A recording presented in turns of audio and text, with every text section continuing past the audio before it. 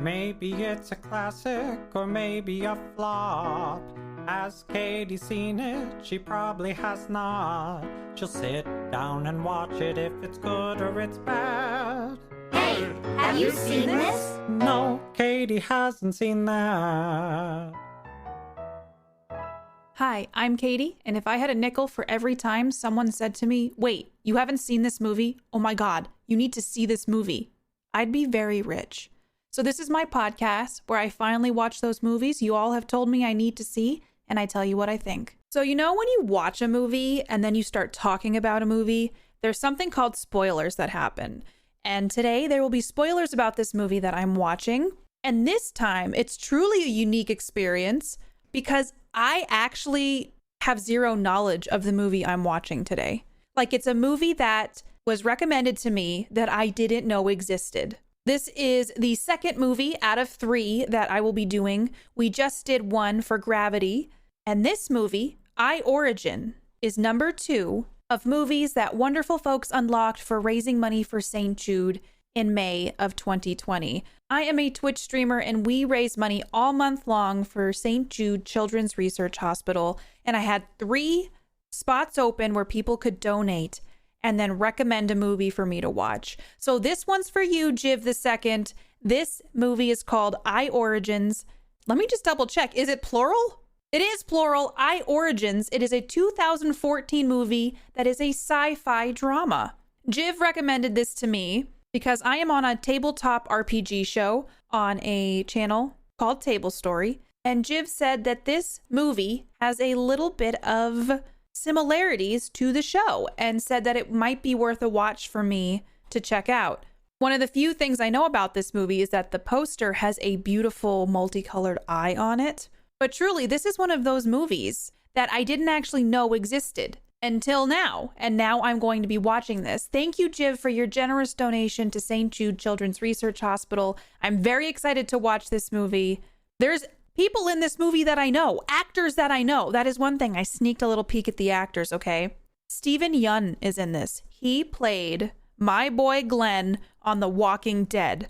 So I'm actually very excited to see a movie with Steven Yeun. I love Steven Yeun. And so I'm very excited that he is involved in this project somehow. I'm trying so hard to not read any descriptions of what happens in this movie. Based on my judgment and logic, if there's an eyeball on the poster and then the movie's called I Origins, it's not I as an EYE. It's just I as an I said. Maybe it has something to do with eyes and it's like a clever tie-in to the title. I don't know. I love some sci-fi. I love a little drama. You know, who doesn't love a little drama? So I think the best thing for me to do is just to dive into I Origins because I'm not sure what to expect in the slightest. I had my husband read the description and I told him to not tell me anything about it. And that's really unhelpful to even say here, but we're going to watch it tonight. Let's see if we learn the origins of I. And these are the ratings. It has a 7.4 out of 10 on Internet Movie Database. It has a 52% on Rotten Tomatoes. And a 57 on Metacritic. But 93% of Google users like this movie. What gives Rotten Tomatoes? What gives Metacritic? It's kind of a roller coaster of ratings there. The director, Mike Cahill, directed an episode of Night Flyers, which was a show I actually really liked. That was on Sci-Fi. Also, if you're all sleeping on Sci-Fi Network TV shows, you got to get on that, okay? Some great sci-fi shows that I have watched in the last few years are, do you have a notepad? Because you got to write some of these down and I expect you to watch them and then come back to me and tell me what you think. Some of the best television I have watched in recent years is from the Sci-Fi Network. 1, The Expanse, which is now owned by Amazon, and thank God Amazon saved that series, but it started on Sci-Fi Network. The Expanse is one of my favorite shows of all time. Kind of campy, kind of goofy. Battlestar Galactica always will be somewhere in the love for me. If you're looking for an actual good horror show, here's 2 actually. Channel Zero and Night Flyers. Channel Zero is kind of that American Horror Story-esque type show. There's a different concept each season, but they do it better. Oh snap, I said it. And then Night Flyers is a sci-fi horror that takes place in space. And Night Flyers, which is based on a horror novella by George R.R. Martin. Yes, that George R.R. Martin of Game of Thrones. Okay, I got on a tangent, but those are some TV shows I highly recommend, and I am now going to go watch I Origins, and I'm going to eat some pizza while doing it.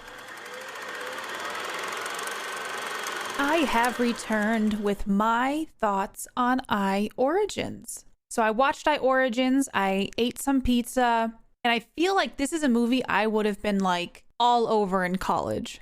This was the kind of movie that I would have gravitated towards in my college years.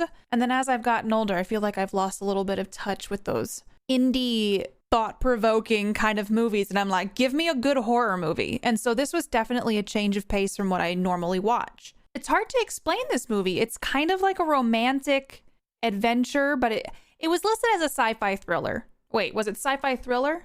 No, it was sci-fi drama. Excuse me. It's definitely not a thriller.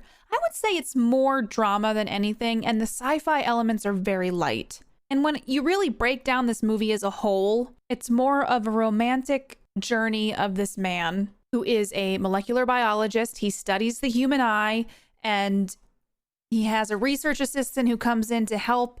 And of course, they fall in love, but not before he falls in love with someone he met at a Halloween party who has beautiful eyes, and she's like, we're kindred spirits from a different world.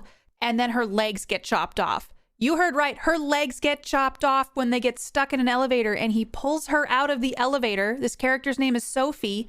And you're like, yay, he got her out. But I was like, no, something was weird about the cut when he pulled her out of this elevator that got stuck, and her legs got chopped off and she bled out. This movie's just kind of surreal. It's like a surreal drama. That's the best way that I can put it, with philosophical tie-ins and what is the meaning of life? And this main character, Ian Gray, he's the biologist. He doesn't believe in anything but data and doesn't believe in spirituality and God. Essentially, he's trying to disprove God by studying eyes. Throughout this whole movie, it unwraps very slowly, I might add. It unwraps this idea of incarnation. That's at least my takeaway from it. This reality is slightly different than ours, where like eye scanning is a big thing. Like when you have a baby, your eyes get scanned, and there's like a huge database of people whose eyes have been scanned.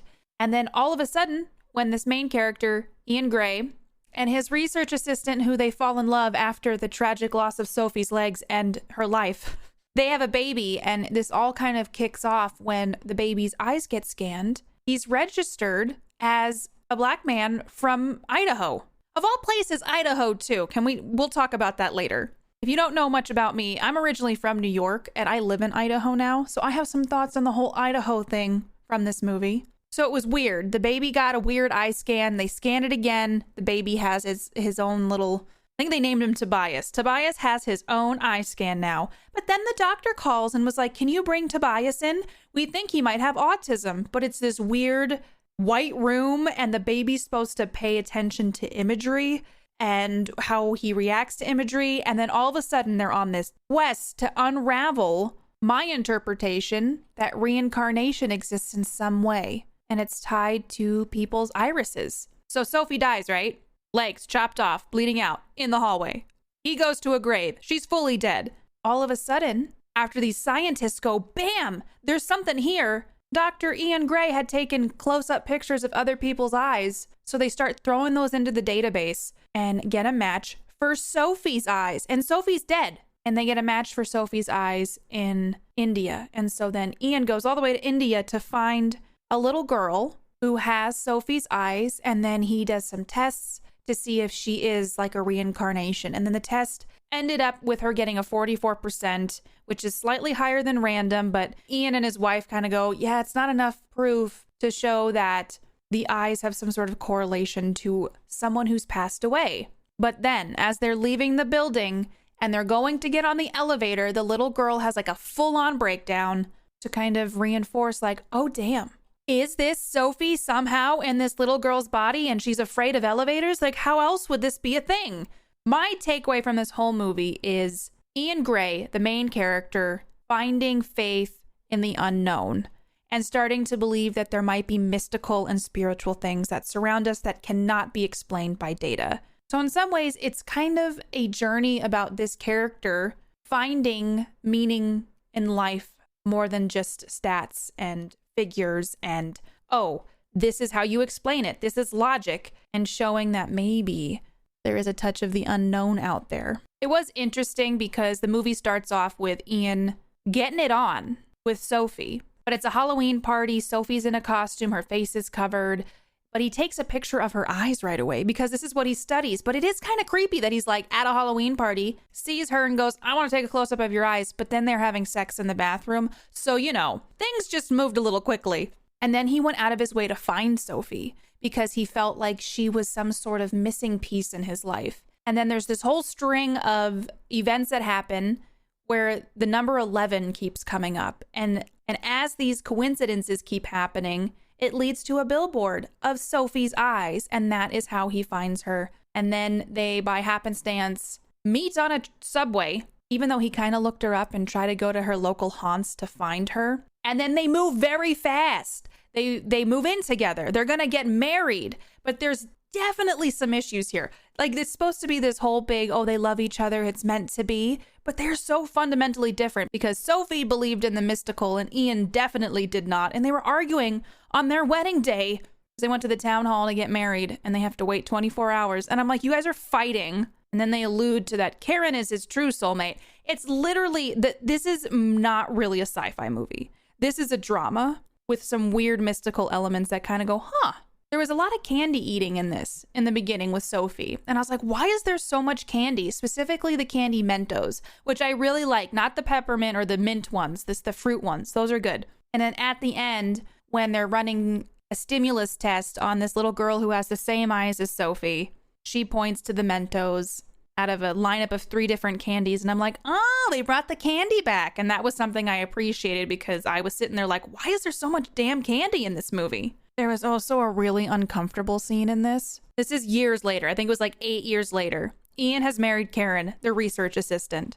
And Karen catches Ian masturbating to Sophie's old videos, like videos he took of Sophie. And I was watching it and just going, oh my God. And you know what? I'm going to say this. Karen, the character of Karen, was so understanding of things because Ian's like, I just never had closure. But he was touching himself. And it was weird. I felt like this movie was me sitting there waiting for something to happen. And it never quite got there for me. The movie was pretty slow. And I hate to say it. I didn't really like it. Oh, I've been trying so hard to find things about it that I would enjoy. I did like the philosophical discussion of afterlife and reincarnation, but it was only hinted at. It wasn't really delved into that deep. And it was more about Ian and his life. Ian was kind of hard to care about too. Ian was kind of pretentious in a way. And one of the things I need to mention is Sophie came to the lab with Ian and met Karen, the research assistant. This is obviously before her legs were cut off. But they're in there and she starts to instigate sex in the lab. And they hit a tray of some sort of liquid and it burns Ian's eyes. And so Ian's trying to figure out what to do and rinse his eyes out. And Sophie doesn't know what to do, obviously. She doesn't work in a lab. So he's like, call Karen. And then Karen comes back and helps watch the eyes. And then they're in the elevator. And Ian is clearly upset because he has just had his eyes burned. And he's wearing bandages over both of his eyes. And Sophie is all like flirty and like kissing up on him and stuff. And he's not having it. I mean, because his eyes just got burned. Oh, and she gets passive aggressive in the elevator because at this moment is when the elevator stops and it's like a service elevator. They lived in the shiftiest, scariest building. I'm like, what kind of apartment complex has an elevator like this? So it stops working. He's like, call the super, but she's like, haha, your phone's dead. And he's like, oh, I don't know what to do because he's getting kind of annoyed. Sophie goes, well, why don't you just call Karen? And I'm like, this is not the moment for passive aggression. But then things happen. He's able to he pulls her out of the elevator and this is where the leg cut off situation happens. But there's just so much in this movie that you're like, okay, I see where this is going. And then it was like, boom, nope, we're going a totally different route. And there's a moment in this movie where he goes to Boise, Idaho. Okay. I'm very familiar with Boise, Idaho. Okay. They made it seem like the biggest podunk town. We're like, yeah, you won't go down to the dairy farm. It's just down the block. Welcome to our rickety old diner. And I didn't appreciate that. I felt personally attacked, but also I was like, there's much more. There's much more to Boise, but that's what they do in movies. Have you ever noticed this? If you live in rural or small town America, quote unquote, you can live in the biggest city in one of these states that's known for being more rural, and it's literally represented as Podunk Town City with hillbillies, nothing around but farmland, and simple people in simple clothes. And I think that needs to change. I don't know if that's the aesthetic they were going for, but don't do Boise, Idaho. Do Stanley, Idaho. That's a place, okay? That would have made more sense. So that suspension of disbelief kind of got ruined for me with that, because I'm like, I know what Boise's like. It's not that. There was a lot of eye science. So if you love eye science, this is a movie for you. There was a deja vu moment for me in this, which I thought was interesting because the movie's kind of based around this idea of deja vu. And if people with these similar irises have shared memories. So I could see how this is tied in a little bit to the show Gone, which is why Jiv recommended this to me. I can see the inklings of that. I had a deja vu moment where the main character, Ian, is in India and he looks down from a billboard and he's like looking up. And I had a moment where I'm like, have I seen this before? Or is that a GIF I've seen on the internet? And that made me kind of go, now I feel kind of weird because this whole movie is about deja vu reincarnation memories. And I just had one. There was a quote in this movie I actually really liked. It was from Karen, the research assistant, in the beginning of the movie, where she says, "Turning over rocks and finding nothing is progress." And I really appreciated that, because sometimes you feel like you're trying to be productive, or you feel like you're spinning your wheels and you're not getting anywhere. But I was like, damn, that makes a whole lot of sense to me. Because if you're turning over rocks and there's nothing underneath, you're ruling that out. And it helped me feel a little bit better about my life and my life progress. I may have turned over some rocks in my life and found nothing, but it just means I've ruled that out and I've moved on to the next thing. So that was just a thing. That's like a fun thing that I just personally really enjoyed from this movie and will take away from it. So yeah, I feel bad. I didn't really like this movie. I liked aspects of it. I feel like 20-year-old me would have eaten this up. This would have been College Katie's, oh, have you seen I Origins? I just think that at this stage in my life, it doesn't quite hit the same way. I can appreciate moments from it, but I'm going to give it 4 out of 10 deja vus. I think for some people, this movie is creme de la creme. But for me, I just think I'm not in a place where it resonated with me. But there are definitely things in it that I will take away, such as that quote from Karen. Also, can we just talk about how her name was Karen and how that's taken on such a different meaning in the year 2020? For someone in the future listening back to this, Karen might mean nothing to you, but in the year 2020, it meant something, and I highly recommend Googling it, because I don't even know how to explain that. Jiv, thank you so much for making me watch this movie, and for your amazingly generous donation for St. Jude Children's Research Hospital. Thank you for making me step out of my comfort zone and watch something I normally would not have picked for myself. There's still one more of these to go, and I'm very excited for the next movie. And thank you all for listening. Thank you for taking time out of your day to listen to me talk about movies. I really appreciate it, and I hope you're having a beautiful day, and I'll catch you with the next movie. If you want to hang out with me more, or if you just want to yell at me for my thoughts on a specific movie, I stream over on Twitch at www.twitch.tv/KatiePetersPlays. Also, feel free to follow and chat with me on Twitter at PlayKatiePlay and on Instagram at KatiePetersPlays. Music written and performed by Mark Can Do It. Katie Hasn't Seen That is a part of the Geek Generation Network. Until next time, keep your popcorn warm for me.